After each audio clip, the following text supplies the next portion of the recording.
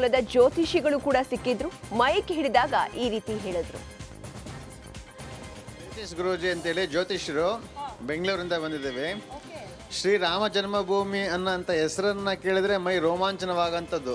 ನೂರಾರು ವರ್ಷಗಳ ಶ್ರಮದ ಪ್ರತಿಫಲ ನಾವು ಇವತ್ತು ಅನುಭವಿಸ್ತಾ ಇದ್ದೀವಿ. ಈ ಒಂದು ಜನ್ಮಭೂಮಿಗೆ ಬಂದಿರೋಂಥದ್ದೇ ನಮ್ಮ ಪುಣ್ಯ. ಸೊ ಇಂಥ ಜಾಗಕ್ಕೆ ಬಂದಿರೋದನ್ನ ಆ ಪದಗಳಲ್ಲಿ ವರ್ಣಿಸೋಕ್ಕೆ ಆಗಲ್ಲ. ಈ ಜಾಗದಲ್ಲಿ ಬಂದು ಅನುಭವಿಸಿದ್ರೆ ಮಾತ್ರನೇ ಆ ಅನುಭವ ಗೊತ್ತಾಗಂಥದ್ದು. ಅದ್ರ ಬಗ್ಗೆ ಹೇಳಕ್ಕೆ ಹೋದ್ರೆ ಒಂದು ಎರಡು ಮಾತುಗಳಲ್ಲಿ ಮುಗಿಯೋಂಥದ್ದಲ್ಲ. ಯಾಕೆಂದರೆ ನೂರಾರು ವರ್ಷಗಳ ಒಂದು ಫಲ ಇದಾಗಿರುತ್ತೆ. ಅಯೋಧ್ಯೆಯಲ್ಲಿ ರಿಪಬ್ಲಿಕ್ ಕನ್ನಡಗೆ ಕನ್ನಡಿಗರು ಜೊತೆ ಆಗ್ತಿದ್ದಾರೆ. ರಾಮ ಮಂದಿರ ನಿರ್ಮಾಣಕ್ಕೆ ಪಾದಯಾತ್ರೆ ಮಾಡಿದ್ದವರನ್ನ ಶ್ರುತಿ ಮಾತನಾಡಿಸಿದ್ರು. ಪಾದಯಾತ್ರೆ ಮುಗಿಸಿ ಬೆಂಗಳೂರಿಗೆ ವಾಪಸ್ ಹೋದ 18ನೇ ದಿನಕ್ಕೆ ಐತಿಹಾಸಿಕ ತೀರ್ಪು ಬಂತು. ಅದೇ ರಾಮ ಮಂದಿರ ನಿರ್ಮಾಣ ಹಿಂದೂಗಳದ್ದೇ ಅಂತ ಹೇಳಿ. ಆ ದಿನ ನಮ್ಗೆ ತುಂಬಾ ಖುಷಿ ಅನಿಸ್ತು. ನಾವು ಹಾಕಿದ ಒಂದು ಓಟು ಈ ದಿನ ನಮಗೆ ರಾಮ ಮಂದಿರನ ತಂದ್ಕೊಟ್ಟಿದೆ. ಸರ್, ಈಗ ನಿಮ್ ಕೈಯಲ್ಲಿ ಇಟ್ಕೋ ಬಗ್ಗೆ ಹೇಳಿ ಸರ್. ಎರಡು ಕೆಜಿ ಇದೆಯಾ? 2 kg.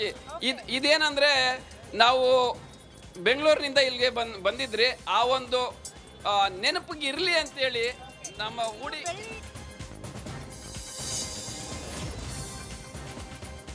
ಮಹಾರಾಷ್ಟ್ರದಲ್ಲೂ ರಾಮಲಲ್ಲನ ಪ್ರಾಣ ಪ್ರತಿಷ್ಠಾಪನೆಯ ಸಂಭ್ರಮ ಮನೆ ಮಾಡಿದೆ. ನಾಗ್ಪುರದಲ್ಲಿ ನಡೆದ ಕಾರ್ಯಕ್ರಮವೊಂದರಲ್ಲಿ ಮಹಾರಾಷ್ಟ್ರದ ಡಿಸಿಎಂ ದೇವೇಂದ್ರ ಫಡ್ನವೀಸ್ ಜಾಗ್ ತೋ ಏಕ್ ಬಾರ್ ಹಿಂದೂ ಜಾಗೋ ಗೀತೆಯನ್ನ ಹಾಡಿದ್ದಾರೆ. ಈ ವೇಳೆ ಅಲ್ಲಿ ನೆರೆದಿದ್ದ ಜನ ಈ ಗೀತೆಯನ್ನ ಹಾಡಿ ಸಂಭ್ರಮಿಸಿದ್ದಾರೆ. ಈ ಗೀತೆ ರಾಮ ಜನ್ಮಭೂಮಿ ಪ್ರತಿಭಟನೆಯ ವೇಳೆ ಹಿಂದೂಗಳನ್ನ ಒಗ್ಗೂಡಿಸುವಲ್ಲಿ ಪ್ರಮುಖ ಪಾತ್ರವನ್ನ ವಹಿಸಿತ್ತು. राम जन्मभूमि आंदोलन का सबसे प्रमुख गीत रहा है, तो मेरे साथ कहेंगे जागो तो एक बार, जागो जागो तो, जागो तो एक बार हिंदू जागो तो, जागो तो एक बार, जागो जागो तो, जागो तो एक बार हिंदू। ಅಯೋಧ್ಯೆಯ ರಾಮಲಲ್ಲ ಮರಳಿನಲ್ಲಿ ಅರಳಿದ್ದಾನೆ. ರಾಮಕಥಾ ಪಾರ್ಕ್ನಲ್ಲಿ ಮರಳು ಶಿಲ್ಪಿ ಸುದರ್ಶನ್ ಪಟ್ನಾಯಕ್ ಕೈಚಳಕದೊಂದಿಗೆ ಅತ್ಯಾಕರ್ಷಕ ಕಲಾಕೃತಿಯನ್ನ ಮೂಡಿಸಿದ್ದಾರೆ.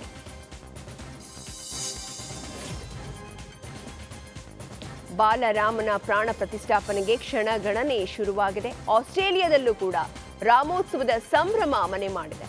ಸಿಡ್ನಿಯಲ್ಲಿ ಪಟಾಕಿಯನ್ನ ಸಿಡಿಸಿ ಶ್ರೀರಾಮನ ಧ್ವಜ ಹಿಡಿದು ಸಂಭ್ರಮಿಸಲಾಗಿದೆ.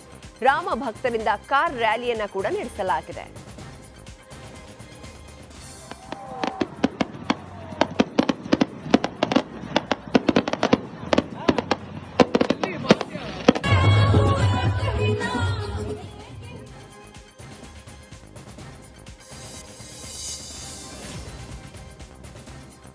ಮಧ್ಯಪ್ರದೇಶದ ಉಜ್ಜಯಿನಿ ಮಹಾಕಾಳೇಶ್ವರ ದೇಗುಲದಲ್ಲಿ ಸಂಧ್ಯಾ ಭಜನಾ ಕಾರ್ಯಕ್ರಮ ಆಯೋಜಿಸಲಾಗಿತ್ತು. ಈ ಭಕ್ತಿ ಗೀತೆಗೆ ನಾರಿಮಣಿಯರು ಭರ್ಜರಿ ನೃತ್ಯ ಮಾಡಿದ್ರು. ಅಯೋಧ್ಯೆಯಲ್ಲಿ ಬಾಲರಾಮನ ಪ್ರಾಣ ಪ್ರತಿಷ್ಠಾಪನೆ ಹಿನ್ನೆಲೆ ಈ ಕಾರ್ಯಕ್ರಮವನ್ನು ಹಮ್ಮಿಕೊಳ್ಳಲಾಗಿತ್ತು.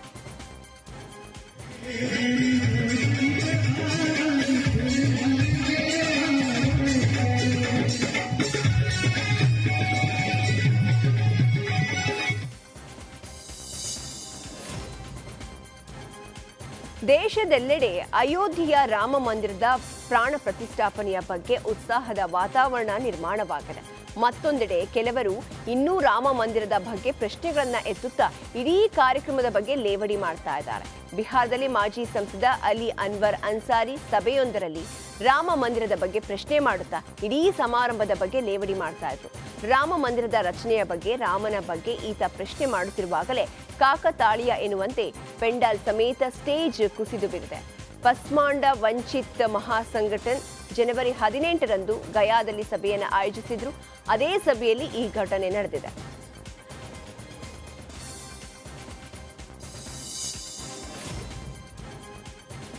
ಧಾರವಾಡದಲ್ಲಿಂದು ಶ್ರೀರಾಮನ 21 ಅಡಿ ಎತ್ತರದ ಪ್ರತಿಮೆ ಅನಾವರಣಗೊಳ್ಳಲಿದೆ. ಧಾರವಾಡ ನವಲಗುಂದ ರಸ್ತೆಯ ಅಯೋಧ್ಯ ನಗರದಲ್ಲಿ ಪ್ರತಿಮೆಯನ್ನು ನಿರ್ಮಿಸಲಾಗಿದೆ. 12 ಎಕರೆ ಜಮೀನಿನಲ್ಲಿ ಹಿಂದೂಪರ ಸಂಘಟನೆಯ ಕಾರ್ಯಕರ್ತರು ಸೇರಿ ಸಿಮೆಂಟ್ನಲ್ಲಿ ಬಡಾವಣೆಯ ಪ್ರವೇಶ ದ್ವಾರದಲ್ಲಿ ಪ್ರತಿಮೆಯನ್ನು ನಿರ್ಮಿಸಿದ್ದಾರೆ.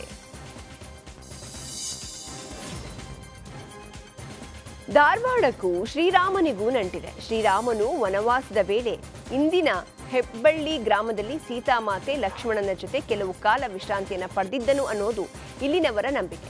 ಹೀಗಾಗಿ ಗ್ರಾಮಸ್ಥರು ಅಯೋಧ್ಯೆಯ ಹಳೆ ಮಂದಿರದ ಮಾದರಿಯಲ್ಲಿಯೇ ಶ್ರೀರಾಮನ ದೇವಸ್ಥಾನವನ್ನು ನಿರ್ಮಿಸಿ ಪೂಜೆ ಮಾಡಿಕೊಂಡು ಬರ್ತಾ ಇದ್ದಾರೆ. ಇದೀಗ ಅಯೋಧ್ಯೆಯಲ್ಲಿ ಶ್ರೀರಾಮನ ಪ್ರಾಣ ಪ್ರತಿಷ್ಠಾಪನೆ ಆಗುತ್ತಿರುವ ಹಿನ್ನೆಲೆ ನಾಳೆ ವಿಶೇಷ ಧಾರ್ಮಿಕ ಕಾರ್ಯಕ್ರಮಗಳನ್ನು ನಡೆಸಲು ಗ್ರಾಮಸ್ಥರು ನಿರ್ಧರಿಸಿದ್ದಾರೆ.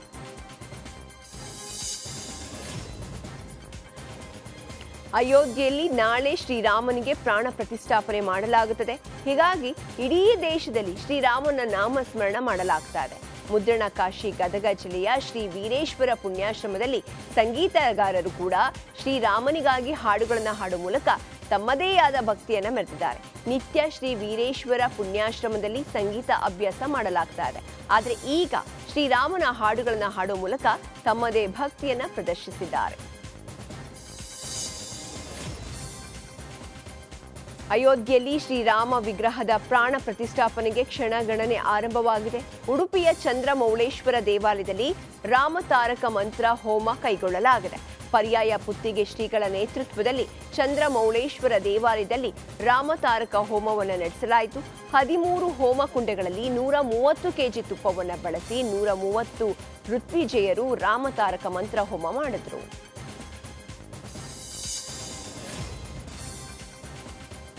ಅಯೋಧ್ಯೆಯಲ್ಲಿ ಶ್ರೀರಾಮನ ಪ್ರಾಣ ಪ್ರತಿಷ್ಠಾಪನೆಯ ಸಂಭ್ರಮ ಮನೆ ಮಾಡಿದೆ.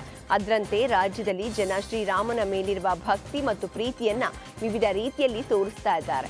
ಹುಬ್ಬಳ್ಳಿಯ ಕಲಾವಿದ ಮಂಜುನಾಥ್ ರೇವಣಕರ್ 1990ರಲ್ಲೇ ಕಾರ್ಡ್ಬೋರ್ಡ್ ಬೆಂಡನ್ನ ಕೊರೆದು ಫೆವಿಕಾಲ್ ಅಂಟಿಸಿ ರಾಮನ ಮಂದಿರವನ್ನ ನಿರ್ಮಿಸಿದ್ರು. ಅಂದು ಅವರು ರಚಿಸಿದ ಕಲಾಕೃತಿ ಮಾದರಿಯಲ್ಲಿಯೇ ಇಂದು ಅಯೋಧ್ಯೆಯಲ್ಲಿ ರಾಮ ಮಂದಿರ ನಿರ್ಮಾಣವಾಗಿರುವುದು ಸಾಕಷ್ಟು ಕುತೂಹಲಕ್ಕೆ ಕಾರಣವಾಗಿದೆ.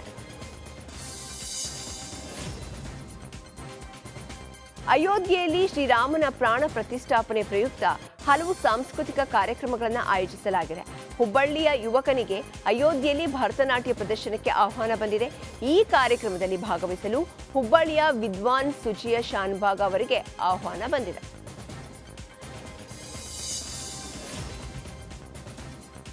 ಶಿವಮೊಗ್ಗ ಮತ್ತು ದಾವಣಗೆರೆ ಗಡಿಯಲ್ಲೊಂದು ಸೀತಾರಾಮ ಭೇಟಿಯ ಕುರುಹುಗಳಿವೆ. ದಾವಣಗೆರೆ ಜಿಲ್ಲೆ ನ್ಯಾಮತಿ ತಾಲೂಕಿನ ಬೆಳಗುತ್ತಿಯ ತೀರ್ಥರಾಮ ಕ್ಷೇತ್ರದಲ್ಲಿ ಶ್ರೀರಾಮಚಂದ್ರ ಮತ್ತು ಸೀತಾಮಾತೆ ಭೇಟಿ ನೀಡಿದ್ರಂತೆ. ಇಲ್ಲಿ ಸೀತೆಗಾಗಿ ಪ್ರಭು ಶ್ರೀರಾಮಚಂದ್ರ ಕಾಶಿಯಿಂದ ಗಂಗೆಯನ್ನೇ ಕರೆಸಿದ್ರು ಅನ್ನೋ ಪ್ರತೀತಿ ಮತ್ತು ನಂಬಿಕೆ ಇದೆ.